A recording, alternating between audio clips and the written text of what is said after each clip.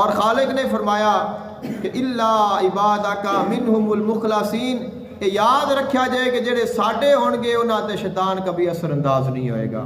تو کوشش کرنی چاہیے اور اس طرح سوچنا چاہیے، فکر کرنی چاہیے کہ اسی اللہ تعالیٰ دے خالص بن جائیے، اسی اللہ تعالیٰ دے خاص بن جائیے، اور جدو اساں اللہ دے بن جاواں گے تو اللہ بھی ساڈا بن جائے گا۔ خالق کائنات نے ارشاد فرمایا کہ اللہ ولی الذین آمنوا یخرجہم من الظلمات الی النور۔